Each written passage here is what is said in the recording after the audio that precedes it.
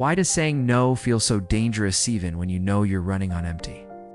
You're the one who says yes even when you're exhausted, who helps a friend move, covers a coworker's shift, or joins a group project even when your calendar is already overflowing.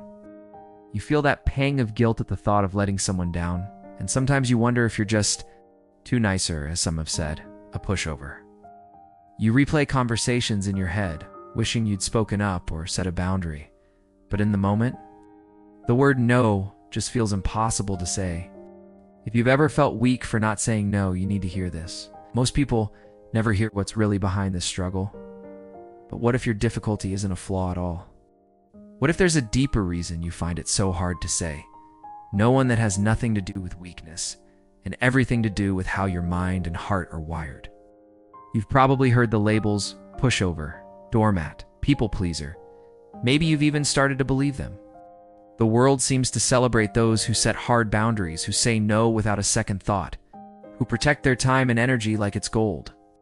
Meanwhile, you're left feeling like your kindness is a liability.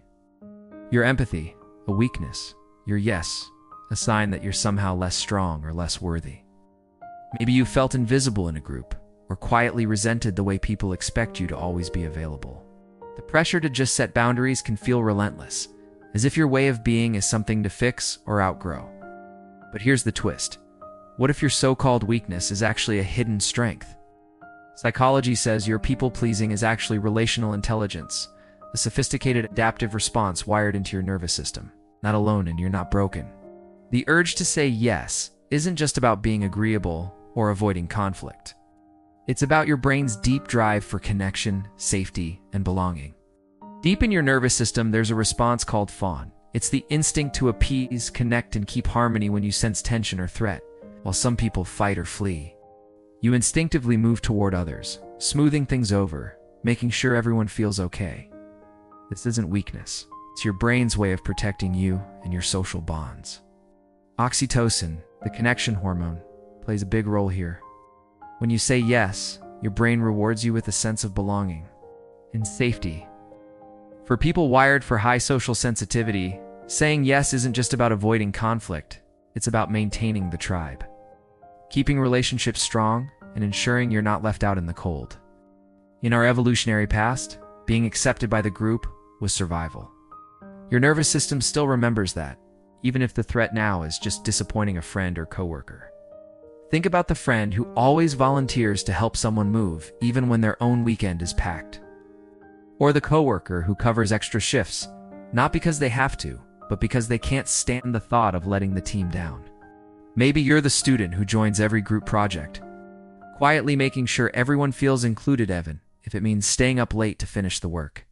These aren't just random acts of kindness. They're signs of a mind and heart wired for connection, for keeping the peace, for making sure no one feels left out. Your yes is a quiet superpower, one that holds groups together, creates trust, and makes the world a little softer. But is it always healthy to say yes? There's a fine line between being a relational navigator, someone who brings people together, senses needs, and creates harmony, and slipping into self-sacrifice, where your own needs are always last. Sometimes saying yes is empowering. It builds bridges, deepens trust, and makes you proud of your empathy. But when yes becomes automatic, when it leaves you feeling resentful, invisible, or exhausted, it's a sign your gift is tipping into self-neglect. The difference isn't about how often you say yes, but whether your yes comes from genuine care or quiet fear, relational navigator or self-sacrificer. The answer lies in self-awareness, not shame. So what does this mean for your identity, and how can you start to see yourself in a new light? Here's the part most people never hear. Your way of being isn't just valid, it's deeply needed. You're a relational navigator, a connection keeper, someone whose nervous system is tuned for empathy, harmony, and the subtle art of making others feel safe. A world that often rewards the loudest voices and the hardest boundaries. Your ability to sense what's needed, to hold space, and to say yes with intention is a rare form of emotional intelligence. Imagine seeing yourself not as a pushover, but as someone who brings people together, who understands the unspoken, who can turn awkwardness into ease. Psychology says your people-pleasing is actually relational intelligence. A gift that can heal, connect, and inspire. Once you see yourself this way, you'll never call your kindness a weakness again. If you've ever felt misunderstood for saying yes, or if you've been called too nice or a pushover, you're not alone. You're not broken. Share a time your yes made a difference. Your story could help someone else feel proud, not ashamed. And if this video made you rethink your people-pleasing, hit subscribe for more. Identity-based psychology that celebrates your depth, not just your differences.